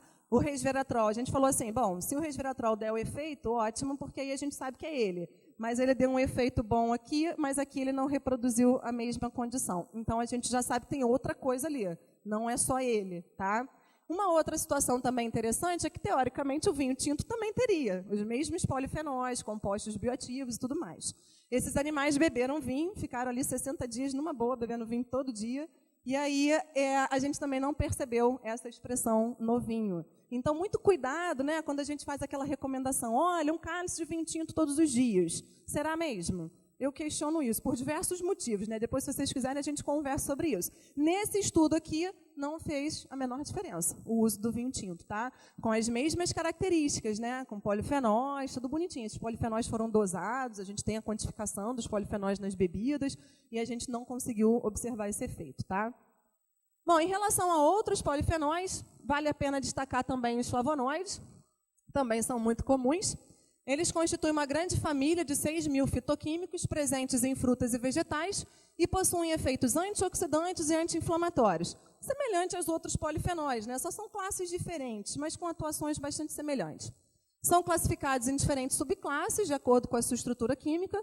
As fontes principais, né? Cebola, couve, alho poró, brócolis, blueberries, vinho tinto e chá. Os flavonoides, né, que seria uma subclasse desses flavonoides, eles exercem efeitos benéficos, incluindo também ação anti-inflamatória, antioxidante e também antihipertensiva. Vários desses compostos bioativos têm ação antihipertensiva também, assim como o ômega 3, né? Estudos mostram uma relação inversa entre ingestão de flavonoides, mais flavonas, e doença coronariana e acidente vascular cerebral. O que é bem interessante, né? Porque quem consome apresenta menos, né, a menor prevalência de doença coronariana e acidente vascular cerebral. Então, também vale a pena incentivar o consumo. E são alimentos comuns, né? Exceto blueberries aqui e o vinho tinto que eu questiono, o restante a gente consegue obter com bastante facilidade. E a quercetina, que é um tipo de flavonol, induz a apoptose de pré-adipócitos e adipócitos maduros. Ou seja, está jogando a célula adiposa fora. Ah, isso aqui não presta não, vou jogar fora porque não me interessa. E aí o interessante disso diminui a quantidade de adipócitos, consequentemente, a proposta é essa, né? Diminui esse acúmulo de gordura dentro da célula adiposa. Então o indivíduo não engorda ou engorda menos, né? Acumula menos. Os flavonoides, né, principais são as catequinas e proantocianidinas. As catequinas são encontradas em damascos, vinho tinto, chá verde, até no chocolate. E estudos em seres humanos revelam que após 3 meses de intervenção, aí já é em estudos em humanos, né, houve redução do peso corporal e circunferência da cintura, utilizando esses flavonoides, sugerindo, então, que as catequinas atuem inibindo a lipase gástrica e aumentando a termogênese. Então, se elas inibem a lipase gástrica, já vai ser um fator para inibir a digestão dos lipídios. E se atua na termogênese, está aumentando o gasto energético. E se aumenta o gasto energético, isso também ajuda no emagrecimento ou no retardo do aparecimento da obesidade. A catequina, né, principal, presente no chá verde, em especial epigalocatequina galato, em estudos experimentais, leia-se que ratos, cobaias, né, em geral são assim, revelou uma redução da diferenciação e da proliferação dos adipócitos. Então, novamente, mostrando uma redução na quantidade dessas células, desses adipócitos, tá? Reduzindo também a lipogênese, reduzindo a formação de gordura, a síntese de triglicerídeos. A massa gorda também reduziu, a massa corporal, a absorção de gordura, os níveis plasmáticos de triglicerídeos, então auxiliou na redução de triglicerídeo plasmático, ácidos graxos livres, do colesterol, da glicose, da insulina e da leptina, sugerindo que possam aumentar a beta-oxidação e também a termogênese. Beta-oxidação é uma via bioquímica de utilização de lipídio e a termogênese mostra aí um aumento do gasto energético, tá? Então, só para vocês terem uma ideia da gama de atuação dessa catequina. Reduzem também significativamente o acúmulo de lipídios intracelulares e atividades de enzimas envolvidas com a lipogênese, ou seja, continuam inibindo a formação de gordura, a formação de adipócitos maduros. Além disso, o transporte de glicose e ácidos graxos livres também foram suprimidos. A gente mostra, então, que há aí uma melhora nesse pool de lipídio, nesse balanço de lipídio, e da glicose também, lembrando que excesso de glicose acaba se transformando em lipídio, né? Por isso é interessante estudar os dois em paralelo. O tecido adiposo, o fígado, o intestino, o músculo esquelético parecem ser os órgãos-alvo do chá verde, é onde, de fato, essas catequinas vão atuar, né? Tem facilidade para atuação. E esses efeitos parecem ser mediados pela redução na absorção de lipídios, da inflamação e de outros mecanismos. Então, se a gente fala redução da inflamação, é importante sempre vocês lembrarem, é redução desses mediadores químicos inflamatórios, redução de compostos que podem, mesmo que sutilmente, que a gente não perceba no dia a dia, eles podem agredir nossas células, agredir nosso corpo, tá? Por isso que a gente tem observado um aumento significante da obesidade, doenças crônicas não transmissíveis. Então, é necessário que a gente vá combater, que a gente comece esse combate utilizando esses alimentos funcionais, esses compostos, para poder diminuir um pouco essa inflamação que a gente observa. A epigalocatequina galato induz a apoptose em pré-adipócitos e também em estudos experimentais parece atenuar o desenvolvimento da obesidade, da síndrome metabólica e também da esteatose hepática, que é o fígado gordo que eu comentei com vocês. Então, de uma maneira geral, esses flavonoides, assim como outros polifenóis, também são capazes de diminuir a inflamação, diminuir a formação de adipócitos, diminuir a obesidade e também a esteatose hepática, diminuindo o acúmulo de gordura no fígado. Outros estudos mostraram que a epigalocatequina galato foi capaz de inverter patologias metabólicas pré-existentes em ratos obesos. Então, nesses experimentos, eles já utilizaram ratos obesos e aí eles perceberam que o uso dessa catequina inverteu ou reduziu essa patologia metabólica que eles estavam apresentando. Os resultados desses ensaios, né, de intervenção feitos em humanos têm mostrado que o consumo de catequinas do chá verde pode reduzir o peso corporal e também a gordura corporal. Mas volto a falar, não há recomendação ainda da quantidade de chá que deveria ser ingerida para obter esses efeitos. Então significa que se eu tomar chá verde todo dia em determinada quantidade eu vou emagrecer. Não é bem isso não, tá? Até porque a gente não tem muitos estudos para fazer essa recomendação. A gente tem alguns estudos que mostram o efeito, mas a gente ainda não tem, como eu falei, né? Eu sempre gosto de chamar para esse alerta. A gente tem que ver toxicidade, bioacumulação, e tudo isso é um pouquinho mais delicado. Então, se a gente for no consenso da ABESO, de 2010, que fala sobre esses compostos, sobre o que deve ou não ser utilizado para obesidade, ou a recomendação, lá não tem nada muito bem descrito. Então, a gente acaba, né, ficando meio preso. A gente tem alguns questionamentos, né, alguns estudos novos que mostram vários compostos bioativos com atuações interessantes que a gente poderia utilizar, mas que ainda está um pouco, né, pueril, ainda está um pouco superficial. A gente precisa aprofundar mais ainda esses estudos para confirmar e recomendar de fato, né, a dosagem correta para determinada faixa etária e tudo mais.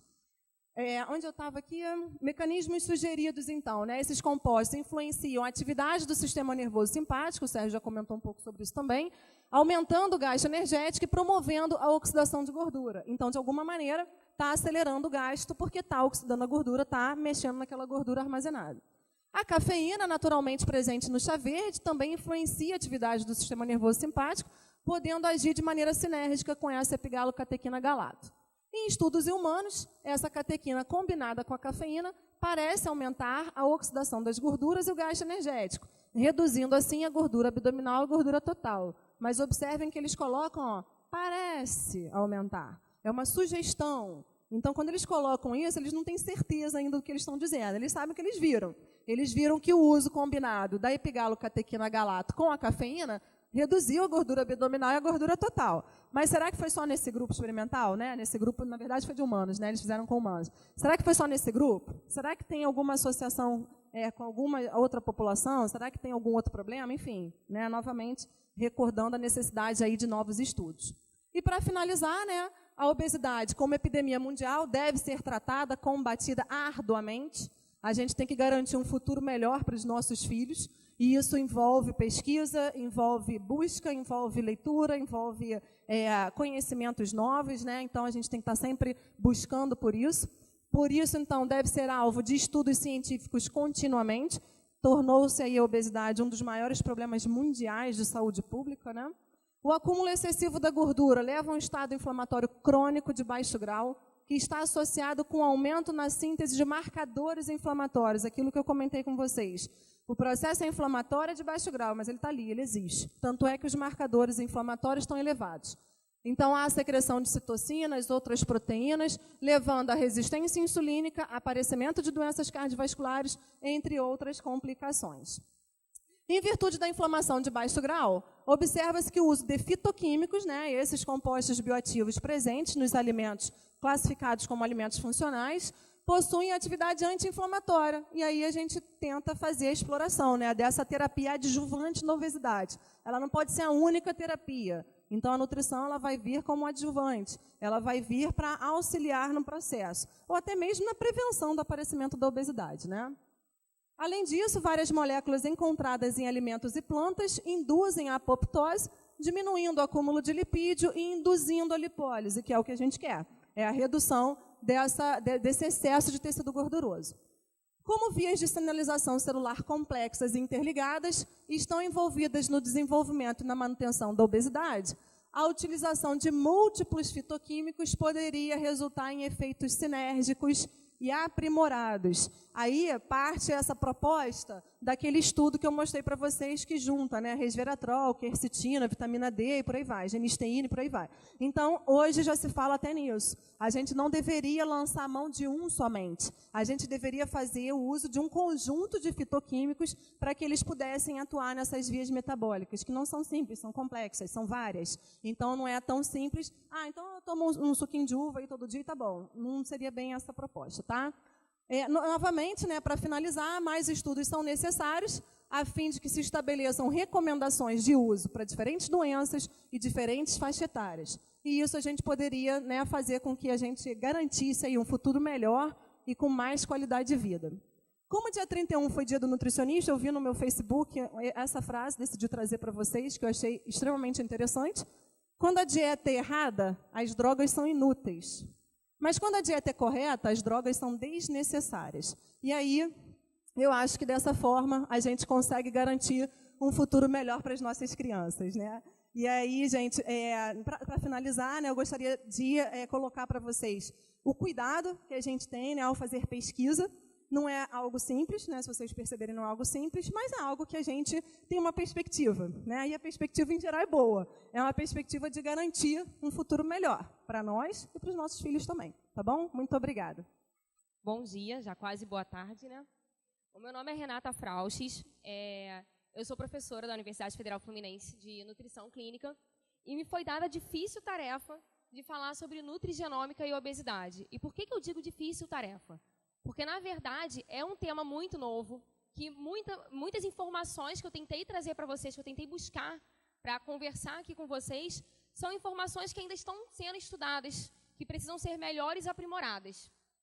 Então, realmente, é algo que assim, tem muita pesquisa ainda sendo desenvolvida para que a gente possa afirmar algumas considerações a respeito do assunto. Então, vamos tentar falar um pouquinho sobre o que a gente tem de novo nessa área, nesse tema.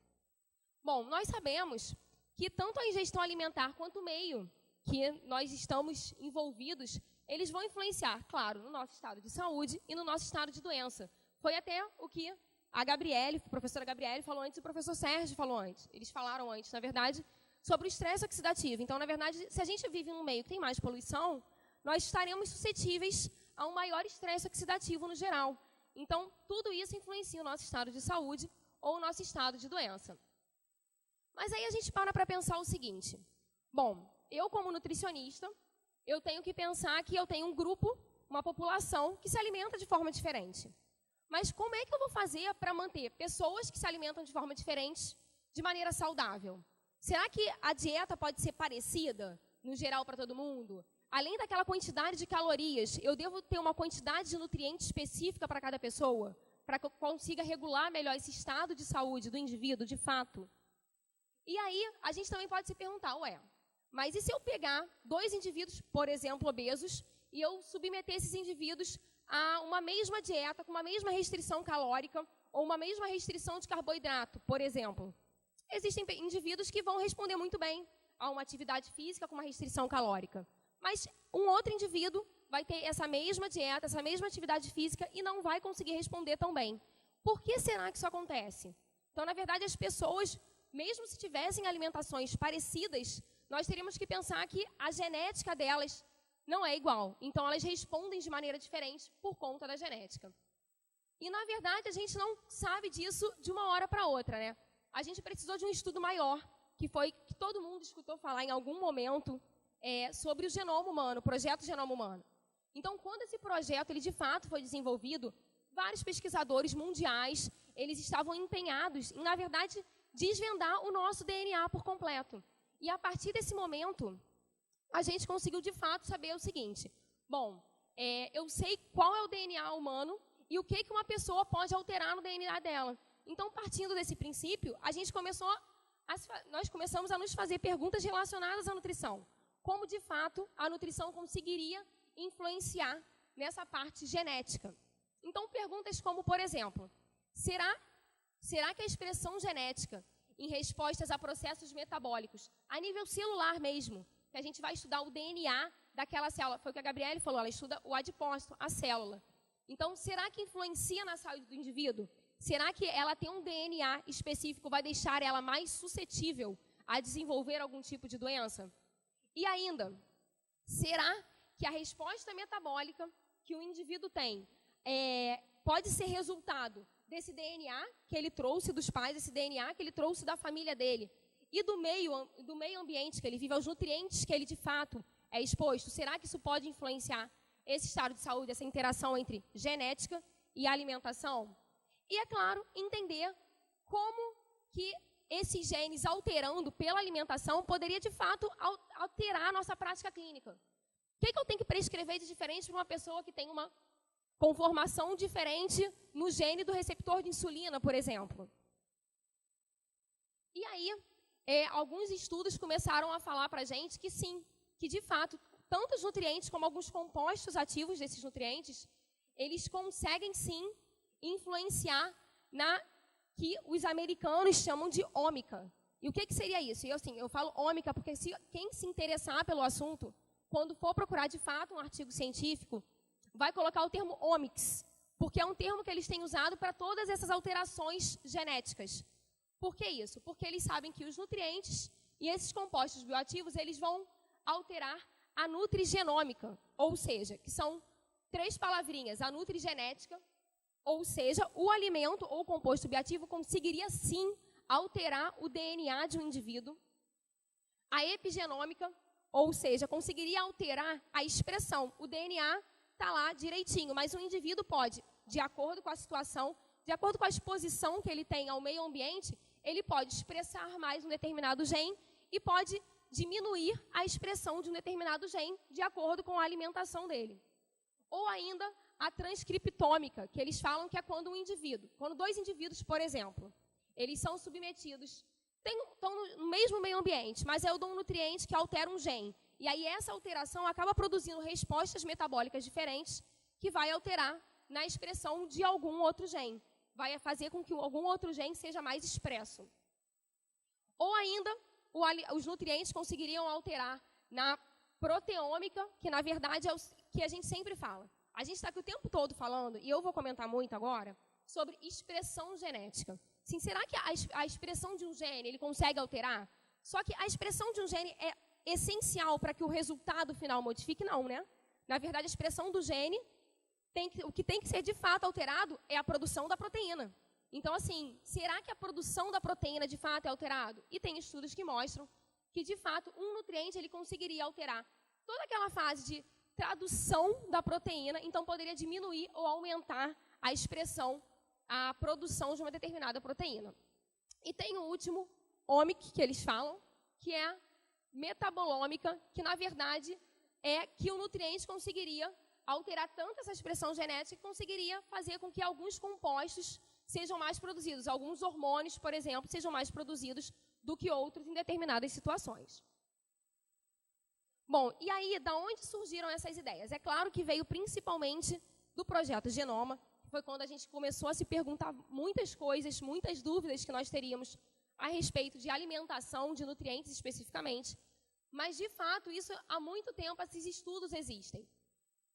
Pesquisas na área de nutrição, propriamente dito, tem alguns trabalhos que falam que até antes de Cristo já tem algumas pesquisas que foi quando descobriram que o nosso organismo conseguiria gerar energia proveniente de nutrientes ou de atividade física. O nosso organismo era capaz de gerar energia. E aí, em 1700 depois de Cristo já, foi quando é uma era conhecida como Era da Química Analítica, foi quando Lavoisier disse que ele entendeu como um organismo conseguia metabolizar um alimento. Então, nós descobrimos que, de fato, a gente não ingeria e excretava o alimento. O alimento ele era metabolizado e, portanto, era importante para diversas funções do nosso organismo, gerando, portanto, alguns nutrientes, alguns metabólicos, como água, dióxido de carbono e energia. Ainda, logo em seguida, veio a era que nós conhecemos como a Era da Química Analítica, e aí já tem a palavra nutrição expressa nessa era, que foi quando viram como que acontecia de fato a metabolização do carboidrato, do lipídio e da proteína. Até porque, para ter essas perguntas de por que a proteína, por exemplo, faz no nosso organismo, a gente precisou conhecer todo esse processo de metabolismo de carboidrato, lipídio e proteína. E seguida pela era da biologia, que foi quando teve uma maior interação entre essa era química e a era da biologia, que conseguiríamos colocar de fato a nutrição. Então, na verdade, estamos agora vivenciando a era que a gente chama de era pós-genômica. Nós já conhecemos o genoma humano e estamos vendo o impacto que esse genoma tem sobre o nosso estilo de vida, ou o impacto do nosso estilo de vida sobre o nosso genoma. E aí envolve tantas áreas biológicas, a área ambiental, né, como os fatores ambientais interagem com o nosso organismo, e a área social. Portanto, aí nesse contexto entra a ciência da nutrição, para tentar prevenir, com estudos tentando prevenir o aparecimento de doenças crônicas não transmissíveis. Bom, e aí, quando a gente fala de era pós-genômica, o que vem na nossa cabeça é a biotecnologia, que na verdade hoje em dia existe inclusive faculdade de biotecnologia. São pessoas que têm uma área que conseguem estudar especificamente a expressão genética, expressão de DNA, expressão de proteína de forma mais profunda e conseguem, portanto, isolar e caracterizar essas biomoléculas para saber o que está realmente, de fato, acontecendo a alteração delas no nosso organismo. Portanto, esse estudo dos efeitos dos nutrientes ou compostos bioativos, eles essas pessoas elas estudariam exatamente que os nutrientes eles conseguiriam ou proteger ou muitas vezes danificar a produção de uma determinada proteína por alteração genética. Bom, e aí nós pensamos, nós temos então a genética que é influenciada pelo nutriente. E como já foi falado nas palestras anteriores, nós sabemos que a obesidade é um dos maiores problemas de saúde pública no mundo. E que o tratamento é inefetivo em alguns indivíduos. Mesmo que nós façamos o mesmo tratamento em outro indivíduo, que às vezes é efetivo, pode ser inefetivo em algumas pessoas. E a obesidade, então, ela diminui a qualidade de vida, diminui a expectativa de vida e aumenta o risco de ter hipertensão, o risco de ter diabetes, o risco de ter outras doenças crônicas não transmissíveis.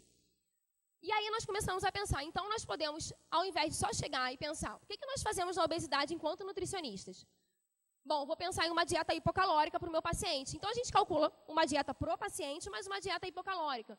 Então será que não tem outros fatores que nós podemos tentar encaixar na dieta do paciente? Então considerar aspectos genéticos, aspectos epigenéticos do paciente, para também pensar em como prescrever essa dieta de fato. E aí, assim, o que os estudos falam é que quando nós nutricionistas passarmos a pensar que o nutriente pode sim alterar a expressão genética, nós conseguiríamos entender melhor a etiologia da obesidade, como que nós conseguiríamos fazer de fato a prevenção e achar melhores ferramentas para o tratamento da obesidade. Bom, e aí a gente se pergunta, mas quem garante que eu consigo controlar a obesidade alterando alguns nutrientes e que esses nutrientes que eu estou dando, eles vão de fato alterar a expressão genética? Bom, é claro que aí a gente vai na literatura, não são estudos muito antigos, são estudos que a gente vê a partir de 2012, a partir de 2010 no máximo, que a gente vê que falam exatamente isso. Esse estudo, por exemplo, ele tentou pegar todos os estudos que já tinham sido feitos relacionados à obesidade. E eles viram o seguinte, atualmente existem 100 genes que estão sendo estudados que podem ter relação com a obesidade. Então, o fato da pessoa apresentar maior expressão daquele gene, ela tem mais chances de desenvolver a doença obesidade. Ou ainda, o mapa genético, que é o mapa genético da obesidade, que ele vem sempre sendo atualizado. Em 2005, ele disse para a gente que já haviam 253 genes que eles já sabiam que estavam influenciando diretamente uma pessoa a ser obesa ou não. Ou seja, a alimentação é importante, mas tem a genética sim envolvida nessa história. E aí, eu trouxe alguns exemplos para vocês que já estão descritos na literatura. Como, por exemplo, um gene que pode ser responsável pela diminuição da taxa metabólica basal, ou seja, que faz com que o indivíduo, para dormir, gaste menos caloria do que um outro indivíduo. E aí eles viram que, por exemplo, até um gene que o Sérgio citou na apresentação dele, que o receptor adrenérgico beta-2 pode estar alterado e, por isso, o indivíduo vai ter uma menor taxa metabólica basal. Ou ainda poderia ter uma hiperfagia por conta de alteração no receptor da dopamina. Ou uma diminuição da taxa de oxidação do lipídio por ter uma alteração na expressão da enzima responsável pela conversão da angiotensina. E ainda tem um gene que aumentaria a adipogênese, que tem alguns genes envolvidos, como, por exemplo, o receptor da vitamina D, que, estando alterado, poderia fazer com que a pessoa tivesse maior tendência a estocar mais gordura. Bom, e aí, como é que, de fato, eu posso comprovar isso? E aí, alguns estudos nos Estados Unidos, e assim, mais de um estudo, eles fizeram o seguinte, eles pegaram gêmeos idênticos, e eles falaram assim, bom, se são gêmeos monozigóticos, eles têm o DNA igual, né? Então, vamos fazer o estudo nesses gêmeos. Então, eu peguei os irmãos, que são gêmeos, e aí eu dei uma dieta hipercalórica para eles. E depois dessa dieta hipercalórica, eu peguei e dei uma dieta com restrição calórica, uma dieta hipocalórica. E o que eles observaram que entre os irmãos gêmeos não houve diferença. Quando eu dava uma dieta hipercalórica, eu via aumento de peso, igual nos dois irmãos, que estavam ingerindo a mesma quantidade de caloria. E quando eu dava uma dieta hipocalórica, eu vi uma perda de peso igual nos dois irmãos. Porém, se eu comparasse um casal de irmãos com outro casal, eu via que havia diferença, porque aí a genética já passava a ser diferente. Então, assim, eles comprovaram para a gente o seguinte, a genética está intimamente ligada com os nutrientes que nós estamos dando. Como que esses nutrientes são metabolizados depende da nossa genética, sim. E aí, um outro estudo ainda diz o seguinte para a gente, 80% da diferença que nós observamos entre o IMC das pessoas, entre aquele índice de massa corporal, pode ser explicado por fatores genéticos. Então, eu acho que isso suscita na gente a curiosidade de cada vez mais tentar descobrir quais são os genes que nós podemos influenciar através dos nutrientes, que é o nosso instrumento de trabalho, de fato. Bom, e aí, o que eles dizem é o seguinte, os genes que podem estar influenciando a obesidade, eles podem estar relacionados com diminuição da taxa metabólica, com diminuição do efeito térmico do alimento. Vocês lembram que o Sérgio falou que são um dos principais mecanismos para o nosso gasto energético, né, o efeito térmico do alimento e a nossa taxa metabólica basal? diminuição da oxidação lipídica, ou seja, a pessoa tem mais dificuldade em gastar aquele lipídio que está estocado. Alta atividade da enzima lipase lipoproteica, que na verdade estoca a nossa gordura. Quando a gente ingere gordura, é a enzima que é responsável por pegar lá os triacilgliceróis e estocar como fonte de energia. Tem alteração também porque eles pegam mais lipídios, que são aqueles lipídios de baixa densidade, né, como o LDL e o VLDL, e eles acabam aumentando essa quantidade de lipídio, então tem genes que acabam alterando isso também. Portanto, nós podemos imaginar que existem pessoas que têm colesterol alto pela genética, não é o que a gente vê de fato, que tem indivíduos que são magros, e mesmo assim, fazendo uma dieta, a gente vê que eles continuam com colesterol ruim elevado. Além disso, eles podem ter uma função anormal da produção de enzimas responsáveis por todo esse processo de armazenamento e de degradação do lipídio de fato. Bom, e aí eles falam ainda o seguinte: o ambiente está envolvido, mas o organismo é o principal estimulante da gente ter mais chance de ficar ou não obesos. Então, o que poderia alterar nisso? Primeiro, a metilação do nosso DNA. Então, na verdade, assim, quando a gente consegue expressar mais uma proteína, quando a gente consegue expressar mais um gene, que mais para frente vai se transformar em uma proteína, quando a nossa microbiota intestinal é diferente. Então, existem indivíduos que estão mais suscetíveis a uma microbiota intestinal específica do que outros indivíduos. Então, a própria microbiota, estrutura da microbiota intestinal, pode influenciar na nossa captação de energia. Bom, alguns fatores transcricionais, que são, na maioria, fatores relacionados ao estoque ou degradação do lipídio, eles estão intimamente ligados, claro, com a chance de uma pessoa engordar mais ou ter mais facilidade de perder peso. Até mesmo quando a gente fala de gene, e a gente fala assim, bom, tem maior expressão genética ou menor expressão genética, é porque ela vai produzir maior RNA mensageiro. E o RNA mensageiro ele é traduzido a uma proteína, não foi assim que a gente aprendeu? Então, na verdade, aquela proteína ela pode ser mais ou menos expressa. E essa proteína pode ser, por exemplo, um receptor. Então, existem indivíduos que vão ter maiores facilidades para poder produzir mais, por exemplo, receptor de insulina. Mas, por exemplo, um determinado tipo de hormônio que é mais importante para o nosso organismo. Por exemplo, um hormônio responsável pela saciedade. Então, existem pessoas que conseguem produzir com mais facilidade hormônios responsáveis pela saciedade puramente pela genética. Acho que eu fiz besteira. Deixa eu tentar passar aqui. Já foi? É aqui. Bom, e aí, nos Estados Unidos, eles realizaram um outro estudo, se eu não me engano, esse estudo foi de 2011. E aí, o que eles viram foi o seguinte: ok, então eu vou tentar ver qual a genética do meu paciente para eu tentar prescrever. Mas será que os pacientes, eles aceitariam de fato isso? Vou dar meu sangue e você vai ter todo o meu DNA com você? Então, eles queriam saber a aceitação do paciente para saber se a gente conseguiria fazer isso na prática. Então, o objetivo principal desse estudo foi ver a motivação dos indivíduos para eles poderem doar realmente, poder falar assim, olha, eu deixo você saber todo o meu DNA, o conhecimento que esses indivíduos tinham. Assim, de fato, o que eu acho que vai influenciar? Os indivíduos, será que eles de fato sabiam se o DNA deles, conhecendo o DNA, a gente poderia de alguma maneira manipular a alimentação, ou que seja medicamentos usados neles? Além dos riscos e os benefícios que essa prática poderia ter.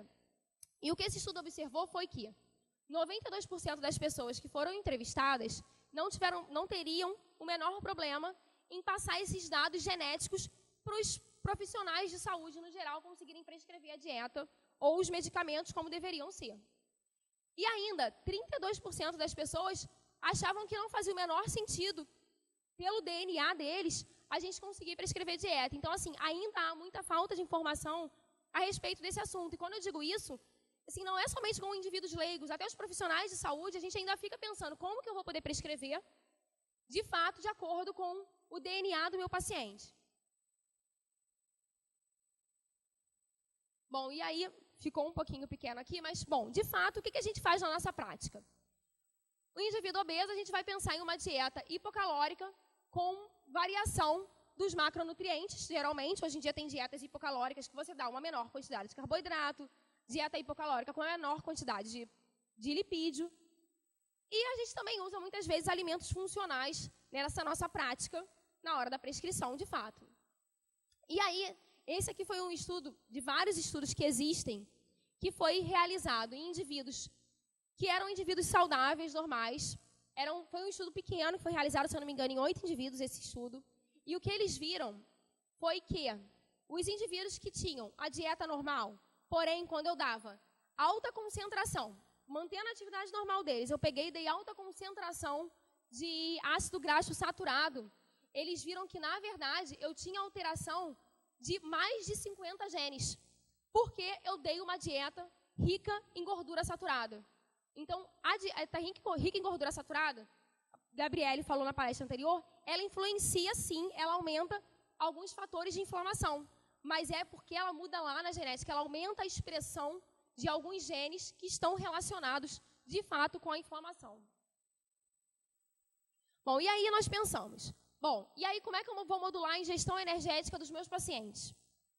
Bom, e aí um estudo que pensou exatamente isso, ele fez o seguinte, eu vou dar sobrecarga calórica, eu vou dar um excesso de energia para os voluntários desse meu estudo, e indivíduos todos saudáveis, eles não eram indivíduos obesos, e aí é claro, a primeira coisa que eles viram foi, eles de fato ganharam peso, claro, eles ingeriram mais energia do que eles gastaram, então ganharam peso. Ok, aconteceu algo que nós estávamos esperando, mas por que isso pode ter acontecido? Uma explicação que esse grupo de pesquisa achou foi que teve um aumento na expressão de uma proteína, na produção de uma proteína, que é a proteína de ligação do esterol no músculo esquelético. Essa proteína, na verdade, ela estimula o estoque do lipídio.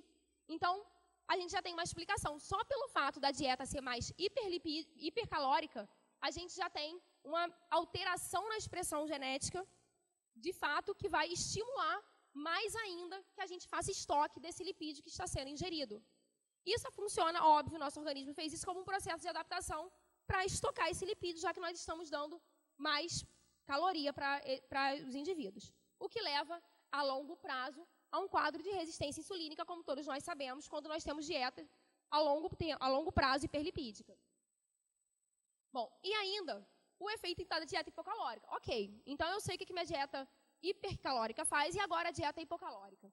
Bom, a dieta hipocalórica, naqueles mesmos indivíduos saudáveis, eles mostraram que tiveram uma diminuição da expressão, uma downregulation, via da síntese glicolítica e lipolítica. Então, na verdade, o que aconteceu foi, com um processo, mais uma vez, de adaptação, se eu estou dando pouca energia para o indivíduo, o que acontece é que eu vou ter uma diminuição da quebra, porque o organismo vai tender a estocar mais.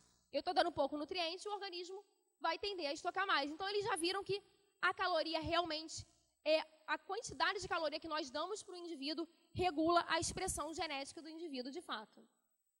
Ótimo, mas aí às vezes eu faço uma restrição de caloria, mas eu mexo também na concentração dos macronutrientes da minha dieta. E aí um outro estudo pensou exatamente isso e falou, vou fazer uma dieta hipocalórica moderada para indivíduos obesos. O que a gente faz? É uma dieta hipocalórica moderada. E vou fazer uma dieta hipolipídica, que é a nossa recomendação atual, que é o que a gente faz na nossa prática clínica atualmente. Porém, também tem uma moda que é de fazer aquela restrição calórica moderada, mas com uma dieta hipoglicídica, que é geralmente uma dieta mais rica em proteína. E o que eles observaram que é o seguinte, se a restrição calórica for igual, independe de qual macronutriente eu vou restringir. Restrição calórica for igual, minha perda de peso vai ser igual. Então, de fato, a partir do momento que a gente faz uma restrição calórica igual, se o nosso único objetivo for restrição calórica, ele irá acontecer independente do macronutriente que a gente restringiu. Mas a gente tem que pensar que o nosso único objetivo não é fazer a pessoa emagrecer, né? É emagrecer com saúde. Então, eu acho que vale o pensamento do que vale realmente a pena ser feito, que não é somente a perda de peso. Bom, e aí, quando a gente muda somente os macronutrientes, mas a gente não mexe na quantidade calórica da nossa alimentação de fato. Bom, o que os estudos mostram para a gente é o seguinte, em relação ao índice glicêmico da dieta. Eles mostram que quando tem uma dieta que tem um baixo índice glicêmico, você tem uma diminuição da regulação dos genes da cascata de sinalização de insulina. Ora, se eu estou dando uma dieta que não deixa a glicose rápido para a corrente sanguínea, a glicose vai devagar para a corrente sanguínea, a gente espera que a gente não precise de tanta insulina estimulando que GLUT4 vá lá para a membrana, né? Então, o organismo sofre um processo de adaptação. E ainda tem uma diminuição dos genes responsáveis pela apoptose celular. Vocês lembram que a Gabriele falou, né? Quando a gente tem apoptose celular, a gente tem um rompimento de uma célula. Então, assim, pode ser, com o tempo, a gente pode ter deficiência de algum órgão, pode afetar algum órgão de fato. Então, isso é um excelente resultado que uma dieta com baixo índice glicêmico mostrou para a gente em cima da genética do paciente. Além disso, uma dieta com alto índice glicêmico, ele conseguiria aumentar a regulação dos genes do estresse metabólico. Então, ele faria o sentido inverso. Dietas que têm alto índice glicêmico, eles aumentam a expressão de genes relacionados com inflamação e relacionados com apoptose celular, de fato. Portanto, a diferença do carboidrato, da natureza do carboidrato, vai influenciar na expressão genética lá do meu paciente. Bom, e em relação aos lipídios? O que a gente vê em relação aos lipídios é que lipídios saturados, como a gente já viu e a gente até já escutou hoje aqui, ele aumenta a expressão dos genes da via de inflamação. Então, a gente tem um aumento da expressão de todos aqueles genes relacionados com NF-kappa-beta, relacionado com TNF-alfa, com interleucina 1, com interleucina 6, que a Gabriele comentou com vocês. Bom, e a dieta monoinsaturada? Já sei que a dieta saturada vai fazer toda aquela parte ruim do nosso organismo. Então, a gente tem que reduzir por conta, sim, de expressão genética. E a monoinsaturada, ela, na verdade, conseguiria aumentar a expressão dos genes envolvidos na parte anti-inflamatória. Ou seja, é melhor que se a gente vai dar gordura, a gente tem aquela concentração de lipídios que nós temos que dar para o indivíduo, que seja reduzida em gordura saturada e que a gente priorize gordura monoinsaturada. E a gordura poliinsaturada? Já a gordura poliinsaturada, a gente vê que diminui a expressão hepática dos genes e receptores envolvidos na inflamação. Ou seja, eu tanto diminuo a expressão do gene que vai me fazer produzir mais agentes inflamatórios, como eu diminuo os receptores deles. Então, eu diminuo a produção dele, o pouco que tem vai tentar atuar e vai ter menos receptor para conseguir atuar. Então, eu diminuo mais ainda as chances de uma inflamação quando eu tenho a ingestão desse tipo de gordura. Então, o ideal é que essa gordura seja gordura priorizada na nossa alimentação. Então, mais uma vez, a gente já viu que tanto o carboidrato como a natureza diferente dos lipídios podem influenciar nessa parte de expressão gênica também. Bom, e aí a gente também utiliza alguns alimentos específicos. E aí os pesquisadores pensaram, bom, o que é muito utilizado é a dieta do Mediterrâneo, que a gente sabe que faz bem, que previne doenças cardiovasculares. Por que será? Aí eles pegaram e viram como o principal constituinte da dieta do Mediterrâneo é o azeite de oliva. Então, o que os pesquisadores fizeram foi o seguinte: eu vou pegar alguns indivíduos e eu vou dar azeite de oliva e eu vou ver o que o azeite de oliva vai fazer na expressão gênica desses meus indivíduos. Então, o que eles viram foi o seguinte: teve diminuição dos genes envolvidos na inflamação, que a gente já viu que é bom, que diminui a parte do estresse oxidativo, diminuindo, portanto, a aterosclerose, que a aterosclerose nada mais é do que um processo inflamatório das nossas artérias e veias, né? E diminuiu os genes relacionados com a incidência de câncer. Então, assim, foram resultados sensacionais da pesquisa, realmente.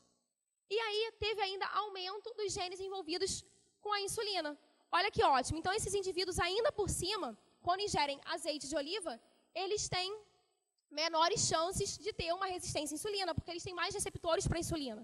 Tem mais receptores para a insulina, vão ter mais GLUT4 indo para a membrana, captando glicose, então tem menos chances também de desenvolver a diabetes. E aí, como que eles fizeram isso? Na verdade, eles viram isso de duas formas diferentes. Eles pegaram os indivíduos e deram uma única dose em um dia e viram como que isso acontecia. Então, uma única dose de azeite já conseguiria causar todos esses efeitos envolvidos. E aí eles também falaram, bom, e a longo prazo? Será que esses efeitos são mantidos?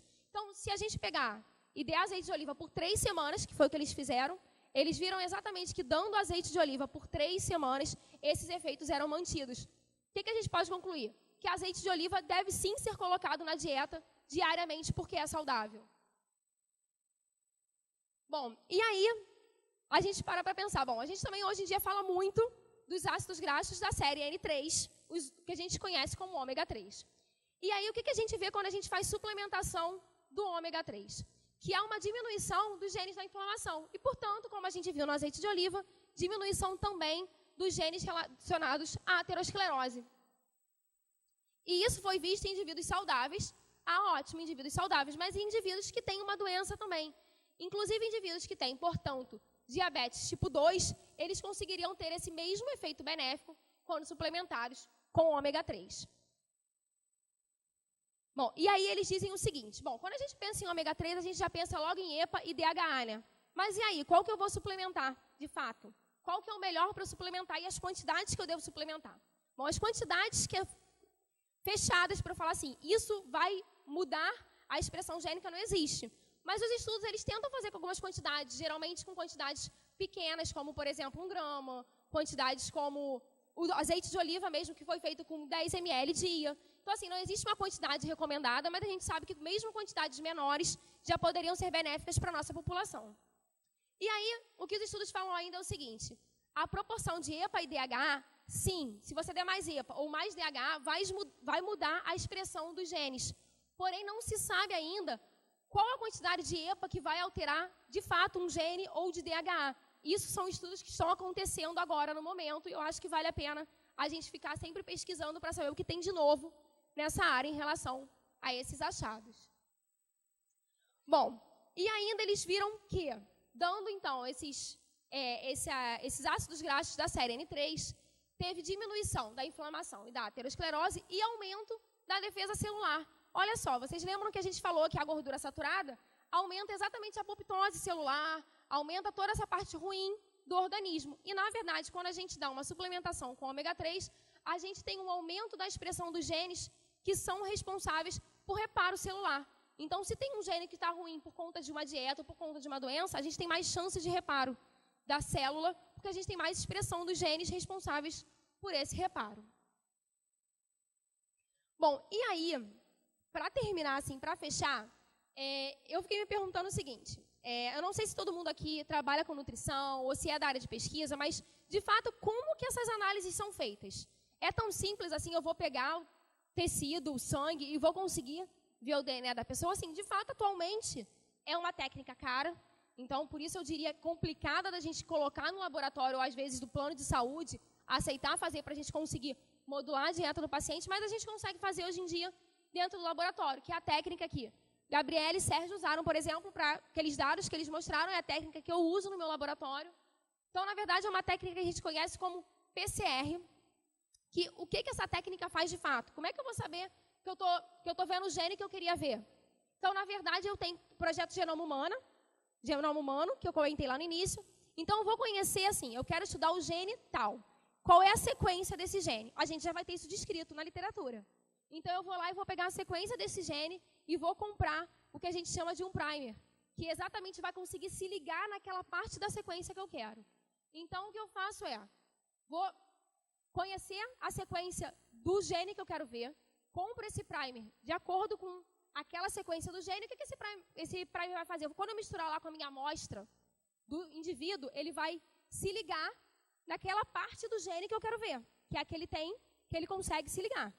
E aí, quando ele se liga, ele, na verdade, vai passar por um processo. A gente não tem o DNA, que é uma dupla fita? Então, a gente, na verdade, vai passar por um processo que a gente aquece a nossa amostra, essa dupla fita vai se dissociar. Nós teremos 2 fitas de DNA simples, que, na verdade, a gente chama de cDNA. E aí, o nosso primer vai lá e se liga. Então, de 2 fitas, a gente já tem 4. E aí, esse processo é repetido várias vezes, e aí a gente consegue ver, através de uma máquina que quantifica isso para a gente, que é a máquina de PCR, realmente a expressão gênica do indivíduo. A níveis, porque assim, como é tão pequenininha, a gente não conseguiria ver se tivesse só uma, então a gente precisa multiplicar. Como é que eu sei se está aumentada ou diminuída? Existe um ponto de corte? Não existe um ponto de corte para cada gene específico do corpo humano. O que a gente faz é sempre ter um controle. Eu tenho um controle e aquele indivíduo pode ser a mesma pessoa, mas depois de ter recebido suplementação com azeite, com óleo qualquer.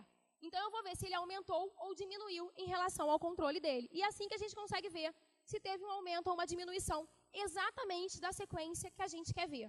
Então, assim, não é nada muito difícil de ver hoje nos laboratórios. Aqui no Brasil, a gente consegue ter muitos grupos de pesquisa trabalhando com essa técnica de fato.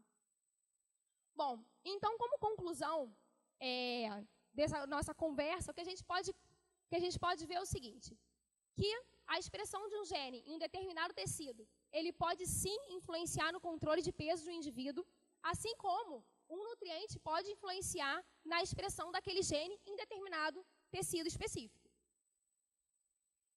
E que o perfil da expressão genética, então, é influenciado pelos nutrientes. E o que eu quero, assim, que eu acho importante deixar de observação, que quando a gente lê expressão gênica, expressão genética, técnica de PCR, a gente não sabe, a gente está vendo lá o RNA, o DNA, que vai se transformar, quando a gente vai traduzir, a gente vai fazer o processo de transcrição primeiro, né? Então, vai se transformar em RNA mensageiro. Esse RNA mensageiro vai ter que se traduzir em proteína. Só que não necessariamente porque a gente tem uma diminuição do gene, que a gente vai ter uma diminuição da proteína, porque o nosso organismo pode ter mecanismos compensatórios que continuem mantendo a produção de proteína naquele mesmo nível. Então, é sempre importante que vejamos a expressão do gene, mas também que saibamos como está a expressão da proteína do indivíduo. Então, é sempre quando a gente olhar e começar a ler artigos dessa área, a gente tem que ter esse senso crítico para saber se, de fato, o ponto final, que é a produção de proteína, está sendo alterado, que é o que vai alterar o nosso organismo, realmente. Bom, eu acho que fica um pouco a mensagem de que a gente tem que acompanhar, sim, essa literatura, que eu espero que em breve a gente consiga colocar na nossa prática, porque já está mais que comprovada que os nutrientes, eles conseguem alterar esse nosso perfil, essa nossa expressão de determinados genes no nosso organismo. É isso, gente. Obrigada. Gostaria de agradecer, então, a participação dos professores Sérgio e Renata, e queria abrir para perguntas, caso vocês tenham alguma dúvida do que a gente apresentou, ou, enfim, alguma colocação a respeito do que foi colocado aqui, do que foi apresentado para vocês hoje. Professora Gabriele, não ficou bem claro, vocês fazem o estudo também com as catequinas ou só com resveratrol? Não, na verdade, o estudo que nós fizemos foi com dieta hiperlipídica e os ratos, um grupo recebia dieta hiperlipídica somente, o outro grupo recebia dieta hiperlipídica com resveratrol, o outro grupo com dieta hiperlipídica e suco de uva, o outro grupo com dieta hiperlipídica e vinho tinto, e o outro grupo que é o nosso controle com a dieta normal. Então, por enquanto, a gente não está usando catequina, não. Mas é claro que mais tarde, depois que a gente esgotar as nossas possibilidades com esses compostos, a gente vai partir para outros. Porque, na verdade, a gente vai ampliar um pouquinho essa dinâmica desse estudo agora, porque a gente está conseguindo comprar esteira para rato, e a gente vai fazer o exercício físico, para ver se agora, com o exercício, vai ter alguma diferença na expressão daquele gene, e do FNDC5 e da secreção da irisina, porque é o que há de novo. Então, a gente quer agora interagir. O que está sendo estudado, porque tudo que se fala de irisina hoje envolve exercício físico. E a gente não fez nada com exercício. Então, a gente agora vai incluir o exercício nessa proposta. Então, é um estudo que deve começar nesse semestre, mais tardar no início do próximo ano. Entendeu? Então, o que você apresentou em relação às catequinas é relativo a outros estudos? São outros estudos. Na verdade, tudo que eu apresentei são outros estudos, exceto os 2 gráficos que eu mostrei que são nossos. Porque o nosso artigo não foi publicado, ele está sendo submetido. Está sendo submetido para a revista, e aí, a partir da publicação, é que a gente vai poder liberar os resultados todos, né? A gente não pode liberar antes. Então, a gente só colocou alguns gráficos pincelando um pouco o que a gente já achou. Mas tudo que eu coloquei hoje foi de outros estudos, tá? Exceto os 2 gráficos que eu mostrei que foram dos nossos. Tá, mas em relação à publicação já está fechado, né? Ou vocês ainda vão incluir também a atividade, o exercício físico? Não, aí é para o ano que vem, aí já é outro artigo, né? Para esse agora já está fechado. A dosagem de resveratrol foi calculada pelo peso dos ratos? Ou sim, vocês... sim. A gente calculou pelo peso dos ratos. Na verdade, a gente verificou na literatura o que era usado normalmente, sem causar dano, sem causar toxicidade, sem causar nenhum problema. E aí a gente fez de acordo com os estudos que já existem em animais de laboratório com o uso do resveratrol. A gente fez de acordo com o que está na literatura. A gente não pode fazer... Porque nosso estudo não envolve farmacodinâmica, né? Então, a gente nem essa farmacologia. Aí a gente, como é um composto bioativo já isolado, a gente não poderia mexer muito nisso. A gente já trabalha com o que está na literatura mesmo. É até mais fácil de publicar assim, né? Você justifica o uso. Sim, qual foi a dosagem? De cabeça agora eu não sei, vou te ser sincera. Não, sim, porque... Eu sei que a gente fazia 9 e 10 ml da solução que eles bebiam por dia. É porque lendo em páginas, né, da internet que vende o composto para uso humano, eles recomendam 100 miligramas por dia de revegiratrol. Na verdade, assim, quando a gente parte do consumo para o humano, o consumo é maior, né? O rato pesa 300 gramas. Então, a gente faz uma relação de acordo com o que é visto na literatura e o peso do animal, com certeza. E da solução que a gente partiu, né, que a gente diluiu, porque o resveratrol é vendido em pó, a gente dilui e oferece para ele no bebedouro. E aí chegamos a essa solução que ele bebia em torno de 10 ml por dia. E eles ficavam em gaiolas isoladas e a gente conseguia saber o consumo individual. Tá bom, obrigada. Nada. Tá, doutora Gabriele, em relação ao chá verde, aí veio uma... Eu fiquei na dúvida quanto à utilização por hipertenso, porque sempre se fala que o hipertenso não deve tomar chá verde. Existe essa restrição mesmo? Olha só, o problema do chá verde é que ele também ele também contém cafeína. Só que a cafeína ela tem um efeito agudo, realmente hipertensor, mas com o tempo o indivíduo ele acaba tendo uma certa tolerância nesse sentido. Então não existe essa contraindicação. Agora, você tem extrato de chá verde também que você pode consumir na forma de cápsulas, se o problema for a cafeína do chá verde de preparação em si. Então, assim, se o problema seria a cafeína, você poderia tomar dessa outra forma, porque você tem as catequinas presentes no chá verde na forma de cápsula. Então, se for a cafeína, o café também seria contraindicado? Por isso que eu estou falando. Na verdade, o café em si ele tem um efeito agudo. Quem não toma café, quando vai tomar café, sente até uma taquicardia, não tem jeito. Agora, aquela pessoa que consome café 3, 4, 5 xícaras por dia, o café não tem nem mais efeito. Pelo contrário, até quando a pessoa fica sem tomar café, que ela sente a falta. Né? Entendi. Muito obrigada. Na verdade, só complementando a resposta do Sérgio, não existe restrição, então, do uso da cafeína para quem é hipertenso, tá? O que a gente fala é para quem não faz uso, evitar. Mas para quem já toma normalmente, não faz muita diferença, não. Fiquei muito feliz. Bom dia. Meu nome é Regina Coelho, eu sou fisioterapeuta, tá? Mas eu fiz pesquisa e a minha pesquisa é sobre eletromiografia de superfície, que ela mensura a descarga elétrica no músculo, tá? E no fuso, quando há a fadiga, tá? Existe essa combustão energética, tanto ingerida quanto sistêmica. Eu gostaria de saber se geneticamente o trabalho do fuso pode ser alterado através da ingestão de alimentos e diminuir a fadiga do músculo. Então, na verdade, foi o que eu falei, está tudo muito em estudo ainda, mas quando eu até coloquei que o receptor beta-2 adrenérgico, ele é influenciado. Então, parece que sim, que pode ter alguma alteração do receptor beta-2, que é relacionada a essa via do sistema nervoso central simpática, né? Mas falar assim, de fato, como que se influenciaria, quanto que influenciaria na combustão do nutriente, do alimento, ou então a própria atividade física seria influenciada, acreditamos que sim, né? Porque se a gente tem mais receptores adrenérgicos, a gente vai ter mais chance de ter a adrenalina atuando. Então, a gente vai ter mais chances de ter um maior gasto energético, maior combustão e toda essa parte relacionada ao sistema nervoso simpático. Mas afirmar para você sem estudos eu não posso. Assim, pela expressão que a gente vê em alguns estudos, parece que sim, mas eu acho que precisa de estudo com esse objetivo. Que seja realizado com esse objetivo para que eu possa afirmar para você. Mas a minha opinião pessoal é que eu acredito que sim. Até na fadiga muscular ele pode alterar geneticamente? Então, eu nunca vi estudos com fadiga, até porque assim, eu até trabalho um pouco com atividade física, nas minhas pesquisas eu trabalho com atividade física, já vi trabalhos com eletromiografia, no meu laboratório a gente tem isso, mas com fadiga muscular, de fato, eu nunca vi. Então, assim, eu não poderia te afirmar isso com fadiga muscular. Eu acredito que poderia ter, até de repente, algo que esteja relacionado à produção de metabólitos. Uma pessoa ela acaba se adaptando depois, quando ela faz exercício físico agudo, a gente tende a produzir mais ácido lático, por exemplo, e a gente tem todo um processo de adaptação quando a gente fala de treinamento físico. Então, isso eu acredito realmente que tem essa parte genética envolvida e que a parte de fadiga você também tenha uma adaptação, porque você cada vez tende a demorar mais para fadigar.